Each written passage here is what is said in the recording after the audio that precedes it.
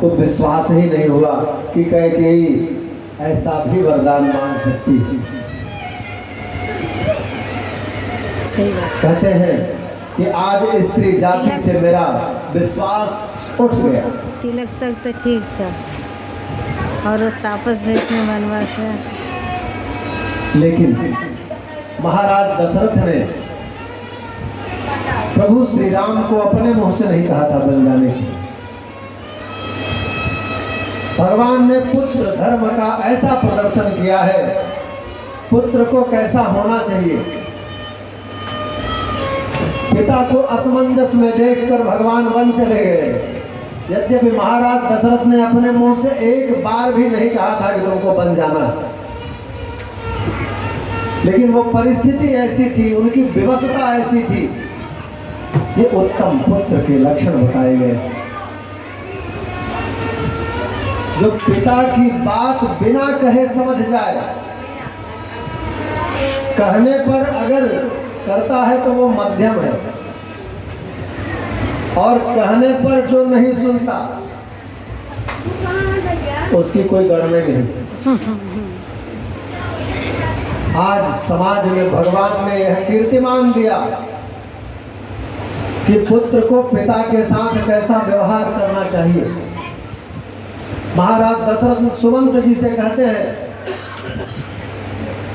कि रथ पर बैठाकर घुमा फिरा करके लेके वापस चले आओ, लेकिन जब भगवान श्री राम अपनी जटाओं में वट वृक्ष के दूध को लगा रहे हैं, सुमंत जी रोने लगे। ये दृश्य उनसे देखा नहीं गया।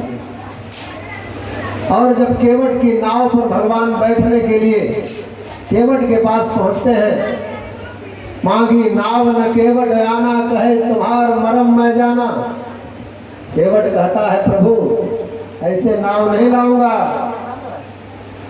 आपको कहना पड़ेगा कि नाव लेके आओ। और भगवान को कहना पड़ा। केवट कहता है बिना पैर धोए नाव पे नहीं चढ़ने दूंगा। भगवान कहते हैं बेग यान जल पाए पखारू। केवट भगवान से कहता है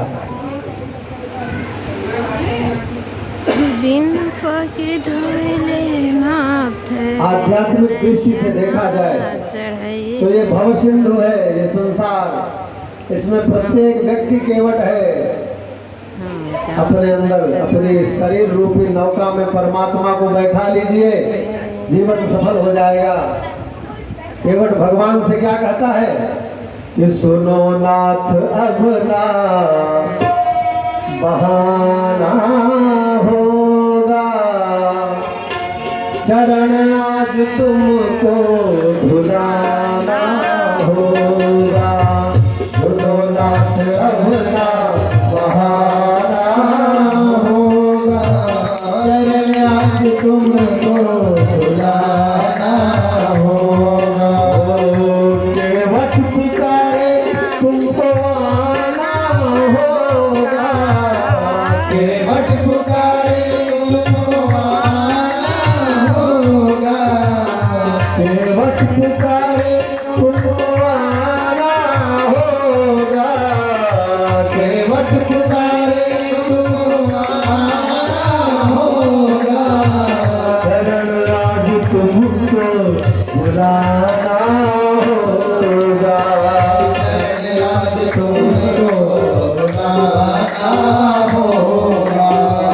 सुनो नाथ अब ना, सुनो नाथ अब ना बहाना होगा, सुनो नाथ अब ना बहाना होगा, चरण आज तुमको बुलाना होगा, चरण आज तुमको बुलाना होगा। और भगवान विवश होकर के केवट से कहते हैं जल पाय पखारू, जल पाय पखारू,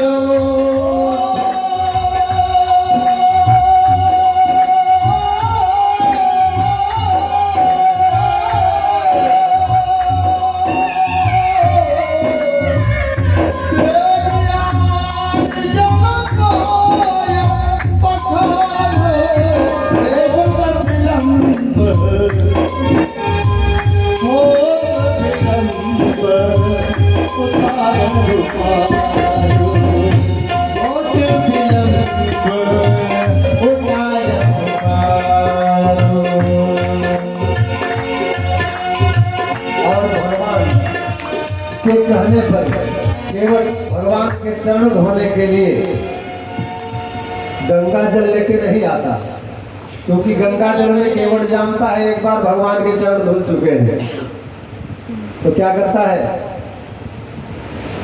अपने कुएं का जल लेकर के आता है और पानी कठौता भर ले आवा। लकड़ी के कठौते में, कठौता जानते हैं आप लोग ना? हाँ। सब लोग जानते होंगे कठौता। लेकिन उस कठौते में पैर धोने का आशय क्या था? धातु के जो बर्तन होते हैं उसमें पानी रखें और पानी बाहर निकाल दें, थोड़ी देर में सूख जाता है। लेकिन लकड़ी जो है होती है वो जल को अवशोषित कर लेती है। केवट का भाव ये था कि जितनी बार उसमें कठौते में जल डालूंगा वो अवशोषित जल पुनः उसमें भगवान के चरण रज मिल जाएंगे। भगवान ये सोचते हैं कि केवट पैर धो रहा है, बड़ा विलंब हो रहा है, एक पैर उठा करके केवट कठौता घुटने पे ले लिया, भगवान से कहा इसमें पैर रखो। अब एक पैर से खड़े होने में संतुलन नहीं बनता। भगवान कह रहे हैं केवट जल्दी करो, मेरा संतुलन बिगड़ रहा है। तो केवट कहता है भगवान अपने हाथ मेरे सर पे रख दीजिए तो संतुलन बन जाएगा। आकाश से देवता पुष्प वर्षा करते हैं, धन्य है केवट, धन्य है केवट।